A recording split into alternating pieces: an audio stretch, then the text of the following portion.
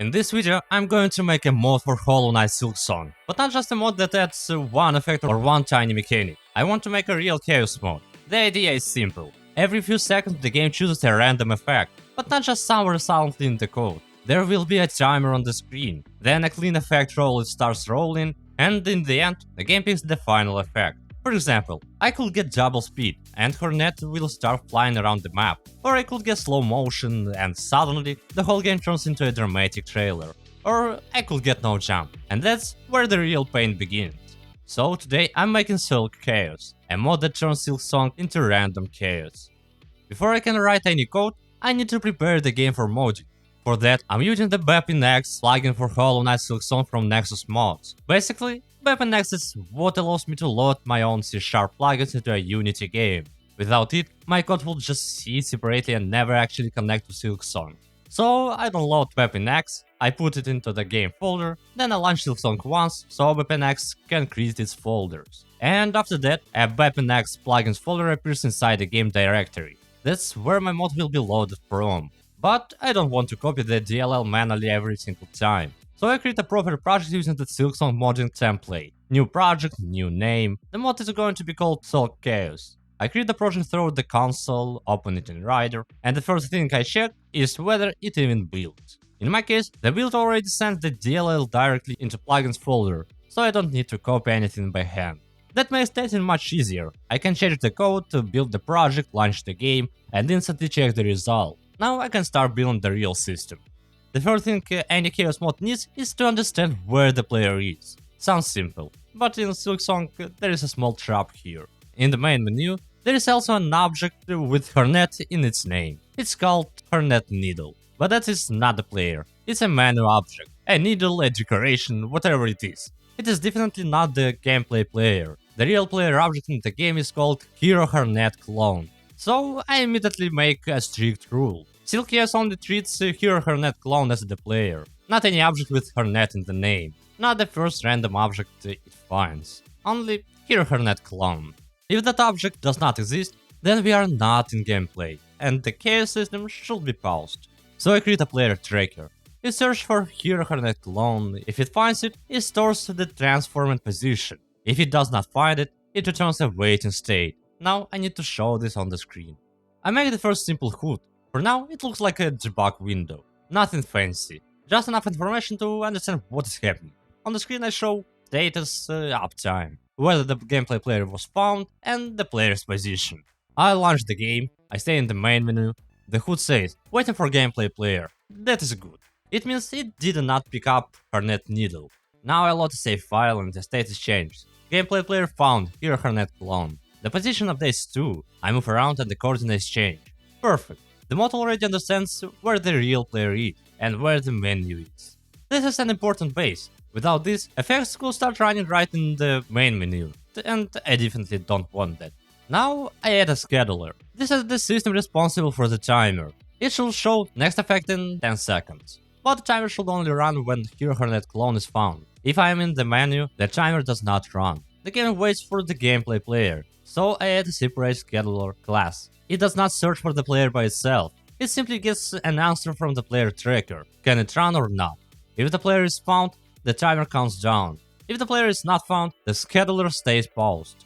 I build the project, launch the game, in the menu, everything is calm. Next effect says that it is waiting for the gameplay player. Then I enter the game, the timer appears. Next effect in 9.8 seconds. It starts counting down. When it reaches 0, nothing special happens yet. The timer just resets back. But that is fine. Right now I only needed the foundation. Now I have the exact moment when the mod should start choosing an effect. Which means I can make the most important part, the roulette. I don't want the effect to just appear instantly, that would be boring. It is much more interesting when the game first shows that something is about to happen. You see the timer, then the rolling starts. The effect starts flashing really fast. And at that moment, you are already waiting. So I create a roulette animation. The scheduler now has several states. Countdown, rolling, selected, and waiting for player. First, the normal countdown runs. Then the rolling starts. The effect names change really quickly. Then the switching slowly starts to slow down. And in the end, the selected effect appears. Now I need to make that selected effect actually apply to the player.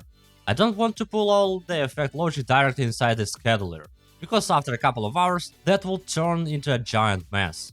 So I create a separate system. The scheduler chooses the effect runner applies the effect, and every effect lives in its own separate class. Each effect has begin, tick, and end. If the effect is instant like heal, it simply runs inside begin. If the effect is timed, like double speed, it works for a few seconds, and then gets reverted. This is convenient, because now I can add new effects without rewriting the entire system. First, I add 3 effects: heal, take damage, double speed. That is a good start. 1 positive effect, 1 bad effect, and 1 timed effect. Now the real modding part begins. To damage the player or heal the player, I need to understand what method exists inside Silksong. I'm not writing this game. I'm injecting my own code into an already existing one. So I have to search for methods using reflection. For healing, I try to find something like add health, heal, or restore health. For damage, I try take health, take damage, damage, or hurt. For speed, I search for float fields that look like movement speed. Move speed, walk speed, run speed, max speed. If I find fields like that, I store their original value and multiply them by 2. When the effect ends, I restore everything back. I build the project, launch the game, wait for the roll. Take damage gets selected. Hornet takes damage. Perfect. Then double speed gets selected. Hornet actually starts moving faster. After a few seconds, the speed goes back to normal. That works too. Then heal gets selected. The HUD says the effect was applied, but the health does not change. Classic. The code technically ran, and the game was like, nope. So I start looking for another way, and eventually I find a working approach without hero controller. I add an add health call without hero controller, build the project again, wait for heal, and now it works, and the health actually restores. Now the first 3 effects are ready. Next I add a slow player. It works almost the same way as double speed, but instead of a multiplier of 2, it uses 0.5. And to avoid creating a separate system for every single effect, I renamed the methods. Now it is not begin double speed anymore, it is a begin speed multiplier. That way, the same code can either speed up or slow down the player. Slow player gets selected, Hornet becomes slower. After some time, the speed goes back to normal. It works. Now, jumps. I add high jump and low jump. This is a separate system. It searches for fields that look like jump speed, jump force, jump height, or jump velocity. But I specifically avoid fields like jump timer, jump buffer, or coyote time, because touching those could break the controls. I only need the values that actually control jump's range. High jump makes the jump higher, low jump makes the jump lower. I build the project, test it, high jump works. Hornet actually jumps higher. Low jump works too. The jump becomes tiny and painful. And this is where it really starts to feel like a real chaos mod, because every effect changes how you play the game. The next effect is no jump. It uses the same jump system, but the multiplier is 0. No jump gets selected. I press jump and Hornet barely jumps at all. For a platformer, this is a really evil effect, and that is exactly why it is good. Next, I add 1 HP. This effect leaves the player with 1 health. I don't just directly set health to 1. First, I read the current health, then I deal just enough damage to leave the player at 1 HP. That way, the game updates the UI and all internal states by itself.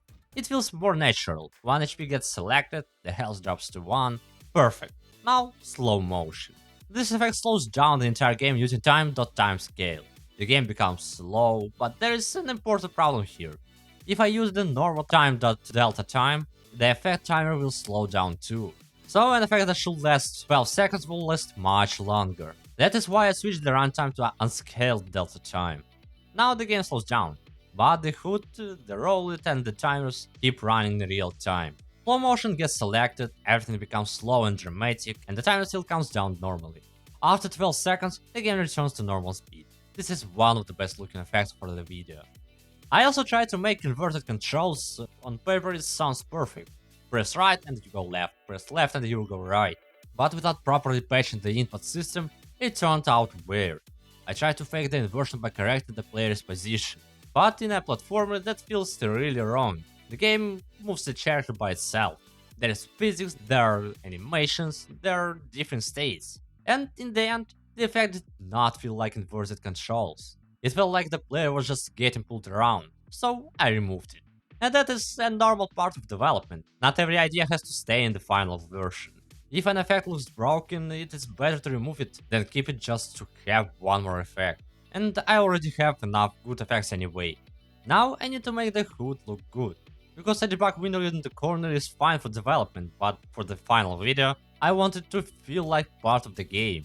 I keep a small debug block in the bottom left corner. It shows the player's status and position, but the main HUD moves to the center. At the top center, SilkChaos appears. Under it, this is the timer.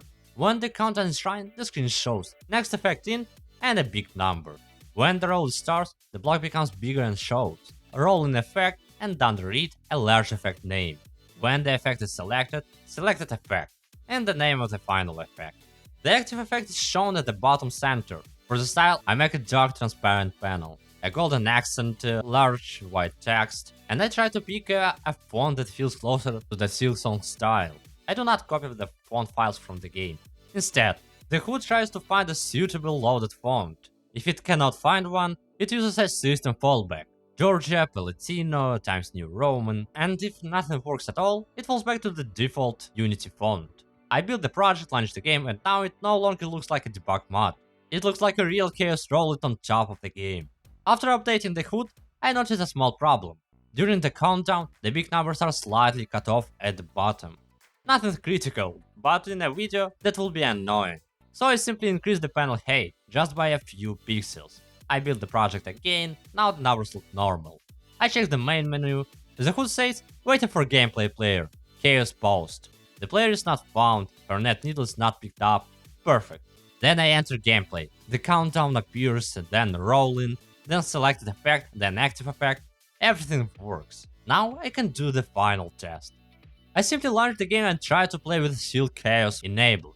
And this is where the mod finally starts to feel like a real chaos mode.